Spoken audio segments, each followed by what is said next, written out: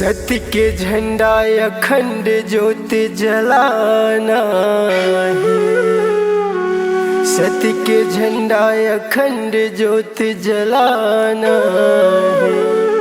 छोटे बड़े सब संत मिलके सादा झंडा लहराना है।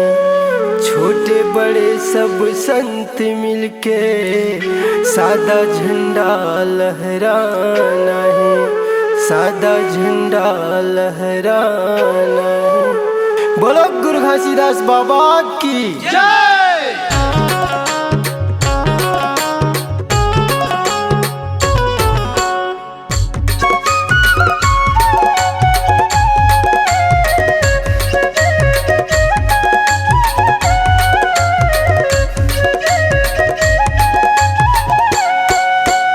घासीदास के अंश सोमेश बाबा हमर संग। गुरु घासीदास के अंश सोमेश बाबा हमर संग। सतनामी भाई सतसंगी भाई, सतनामी भाई सतसंगी भाई, संग चलना है सीना तान के। गुरु घासीदास के अंश सोमेश बाबा हमर संग। गुरु घासीदास के अंश सोमेश बाबा हमर संग।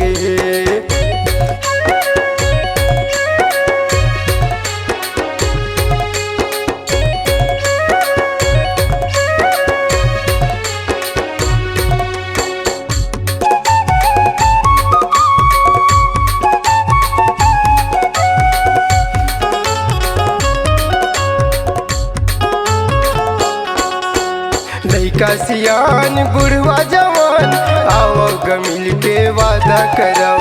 सोमेश बाबा के सपना है कदम कदम मिला के चलाओ।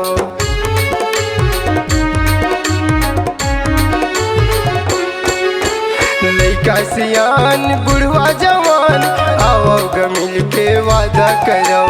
सोमेश बाबा के सपना है कदम कदम मिला के चलो। सतनामी भाई सतसंगी भाई, सतनामी भाई सतसंगी भाई, संग चलना है सीना तान के। गुरु घासीदास के अंश सोमेश बाबा हमर संग। गुरु घासीदास के अंश सोमेश बाबा हमर संग।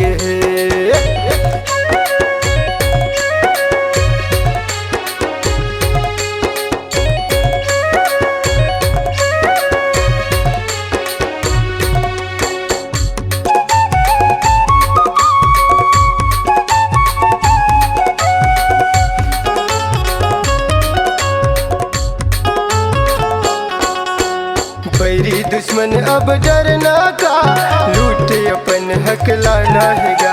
सतनामी बाप के बेटा आओ, सतनाम के सेना आओ।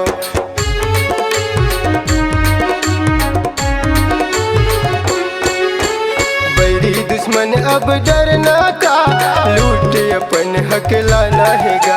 सतनामी बाप के बेटा आओ, सतनाम के सेना आओ।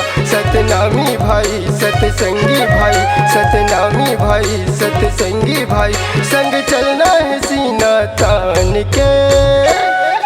गुरु घासीदास के अंश सोमेश बाबा हमर संग। गुरु घासीदास के अंश सोमेश बाबा हमर संग। गुरु घासीदास के अंश सोमेश बाबा हमर संग। गुरु घासीदास के अंश सोमेश बाबा हमर संग। C-Log Digital Recording Studio, Cordoba. Contact number 9907119215.